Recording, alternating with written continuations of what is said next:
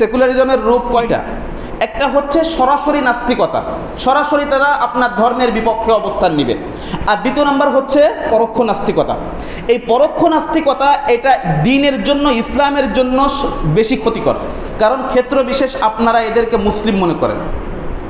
সেকুলারিজমকে আমরা কেন নাস্তিকতার অধীনে আলোচনা করতেছি? কারণ ওরাই কি করেছে, নাস্তিকতার অধীনে আলোচনা করেছে। গত সপ্তাহে দেখিয়েছিলাম, ওরা বলেছে নাস্তিকতা কয় ধরনের? দুই ধরনের। একটা হলো তত্ত্বগত নাস্তিকতা, আর দ্বিতীয় নাম্বার ব্যবহারিক নাস্তিকতা। ব্যবহারিক নাস্তিকতার অন্তর্ভুক্ত করেছে কাকে? সেকুলারিজমকে। আমাদের কাজকে কি করে দিয়েছে? সহজ করে দিয়েছে ওরা। আচ্ছা, মুসলিম বিশ্বে সেকুলার চিন্তার যে বিস্তারগুলো, এর সুযোগগুলো তারা কিভাবে পেয়েছে? একটা হলো যে তারা কিভাবে এটা আমাদের মাঝে ছড়াইছে, দুইটা পদ্ধতি বলেছি। কিন্তু মুসলিমদের মাঝে সুযোগটা কিভাবে তৈরি হল?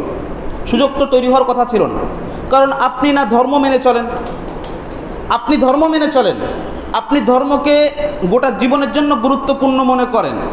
তাহলে ওরা সুযোগ পেল কি করে নাস্তিকতার বীজ বপনের জন্য এবং এই সেকুলারিজমের বীজ বপনের জন্য? এটা গুরুত্বপূর্ণ।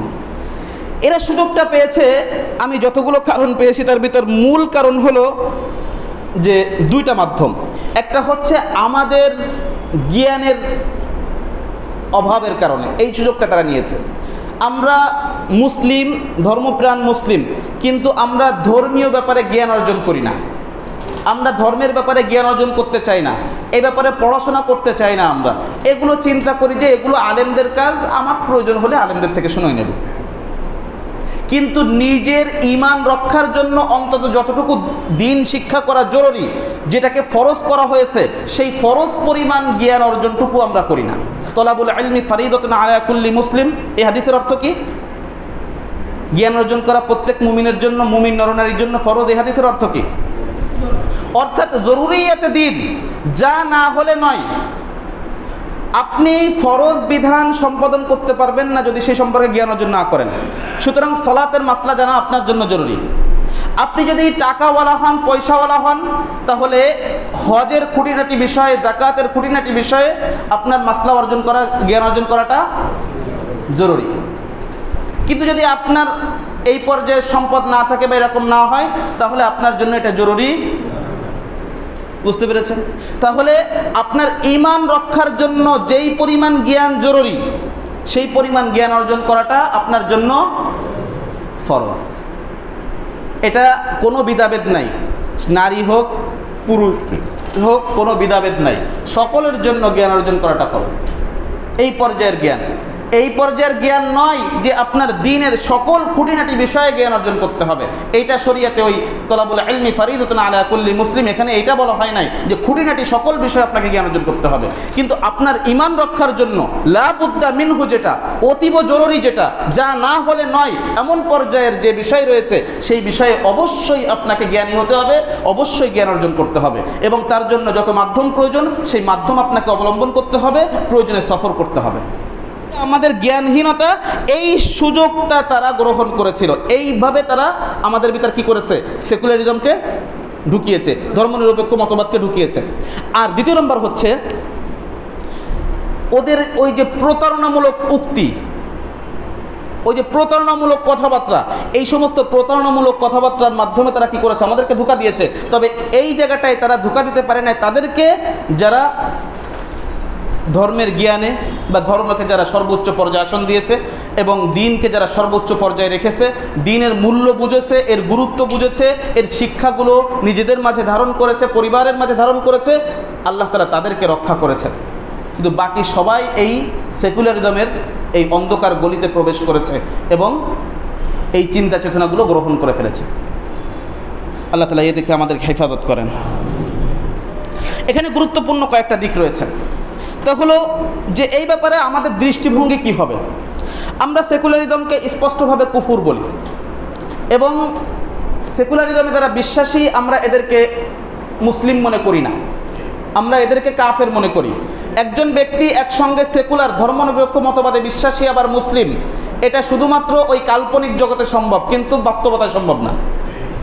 এটা রূপকথার গল্পে সম্ভব, কিন্তু বাস্তব জীবনে এটা সম্ভব নয়। যে একটা লোক ধর্মনিরপেক্ষ মতবাদে বিশ্বাসী হবে, আবার সে কি হবে? মুসলিম হবে। এটা কোনোভাবেই সম্ভব নয়। আপনাকে হয় মুসলিম হতে হবে, অন্যথায় সেকুলার হতে হবে। আপনি সেকুলার হলে মুসলিম না, মুসলিম হলে আপনি সেকুলার না। দুইয়ের সহ অবস্থান কখনোই সম্ভব নয়। এর মাঝে সম্পর্ক বিপরীতমুখী সম্পর্ক। একটা উপস্থিতিতে আর একটা অবশ্যই অনুপস্থিত হতে হবে। একটার বিদ্যমান অবস্থায় আর একটা অবশ্যই অবিদ্যমান থাকতে হবে।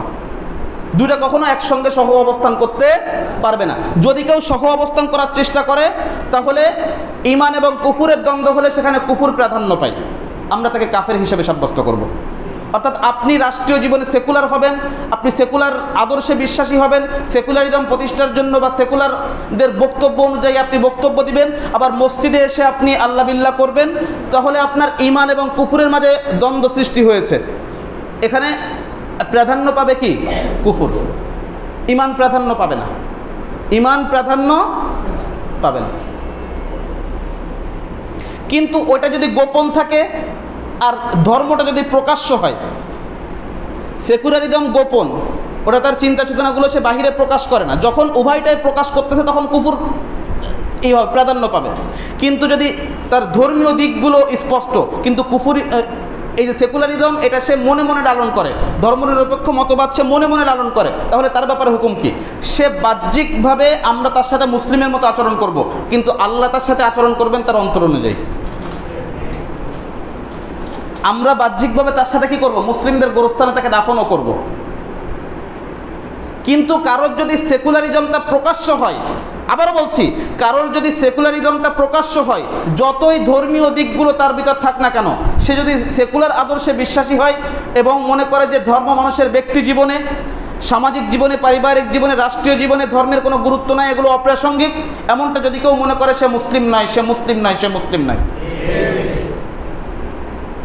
স্পষ্ট? কোনো প্রশ্ন থাকলে করতে পারবেন, কোনো সমস্যা নেই। কিন্তু কোনো সেকুলার, আদর্শিক সেকুলার কেউ মুসলিম হতে পারে না।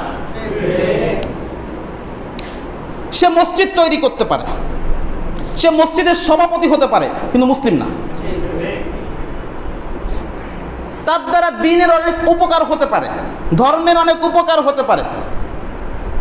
কারণ হাদিসের ভিতরে আল্লাহ রাসূল বলেছেন, বুখারীর হাদিস, ইন্নাল্লাহা লা ইউআইয়িদু হাযাদ দ্বীন বিররাজুলিল ফাজির। আল্লাহ তাআলা পাপিষ্ঠদের দ্বারাও এই দ্বীনের সাহায্য করে থাকেন। সুতরাং কখনো এই সমস্ত দেখে বিভ্রান্ত হবেন না যে সে ধর্মীয় অনেক কাজ করে, দ্বীনের অনেক কাজ করে, এ দেখে মানুষ বিভ্রান্ত হয়। এখানেও তার জ্ঞানের কমতি, যে আল্লাহ রাসূল নিজে বলেছেন যে আল্লাহ তাআলা অনেক পাপিষ্ঠ ব্যক্তিদের দ্বারাও কি করে থাকেন? এই দ্বীনের কাজ করিয়ে নেন, এই দ্বীনের উপকার করিয়ে থাকেন।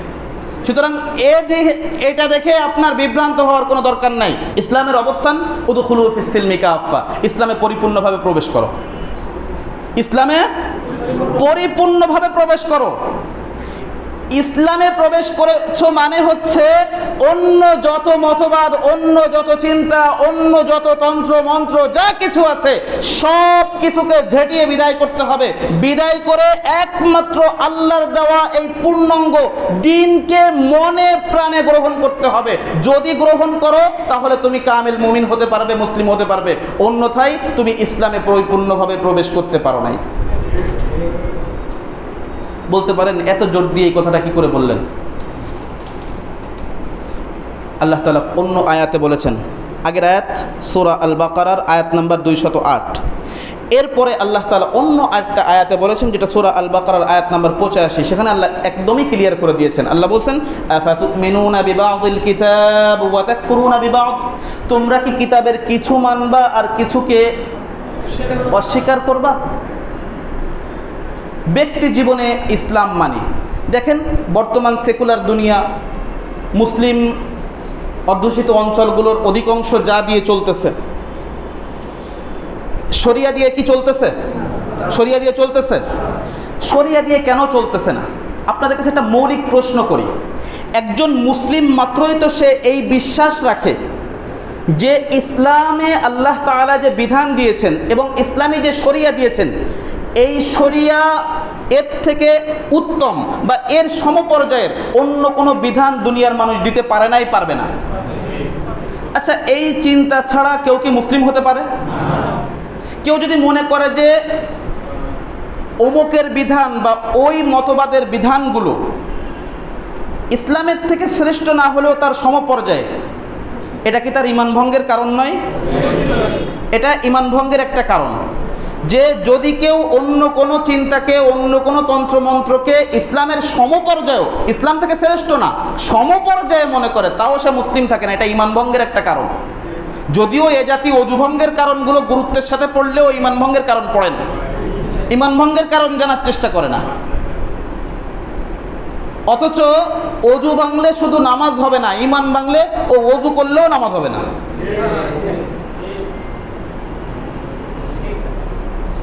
তো এ জাতি ঈমান ভঙ্গের কারণ পড়ে না, ঈমান ভঙ্গের কারণ জানার চেষ্টা করে না। চিন্তা করে যে ঈমান এনেছি, একবার যখন কালেমা পড়েছি তখন তো একদিন না একদিন। আরে বেটা, একদিন না একদিন কবে সে? আর একদিন না একদিন তুই কি সেই একদিন না একদিনের অন্তর্ভুক্ত? একদিন না একদিন হচ্ছে ওই যে আমি অজু যখন করেছি তখন আমি এই অজু যতক্ষণ পর্যন্ত না ভাঙবে ততক্ষণ পর্যন্ত আমি এই অজু দিয়ে নামাজ পড়তে পারবো। কিন্তু অজু যদি ভেঙে যায় তা কি ওই অজু দিয়ে নামাজ হবে? কথা হলো যে তুমি ঈমান এনেছো, একদিন না একদিন জান্নাতে যাবে, শর্ত হচ্ছে মৃত্যুর আগে ওই ঈমান ভঙ্গ হতে পারবে না। ওই ঈমান ভঙ্গ হয়ে গেলে যেমন আবার নতুন করে অজু করতে হয় আবার নামাজ পড়ার জন্য, বা পুনরায় অন্য ওয়াক্তের জন্য আপনার অজু করতে হয়, ঠিক ওরকমভাবে ঈমান ভঙ্গ হলে আবার ঈমান আনতে হয়। আর আপনি ঈমান আনবেন কি করে? আপনি তো জানেনই যে ঈমান ভেঙে গেছে। অজু ভঙ্গের কারণ জানেন, যার কারণে ভেঙে গেলে টের পান, অজু করতে চলে যান। ঈমান ভঙ্গের কারণ তো জানেনই না। আপনি তো মনে করেন যে আমি সারাদিন ধর্মের বাস দেব। আলেমরা মাঠে নামলে হুজুরদেরকে খেপালো কে? নবীর ইজ্জতের ইস্যু নিয়ে মাঠে নামলে আপনি তাদের বুকে গুলি চালাবেন, বা তাদেরকে ধাওয়া করবেন, অথবা তাদেরকে রাষ্ট্রীয় বিশৃঙ্খলার অজুহাত লাগাবেন তাদের উপর, মব করতেছে। তো এইসব কথা আপনি বলবেন, আবার আপনি বলেন আমি মুসলিম। আরে বেটা, কে বলছে তুই মুসলিম? কে বলছে তুই মুসলিম? মানে ইসলাম কি এমন যে মানে মোয়া আর কি? আমার পাশের দোকানের মোয়া, গেলাম, টাকা দিলাম, কিনলাম, চলে আসলাম, এত সহজ ইসলাম? আল্লাহ তাআলা বোঝার তৌফিক দান।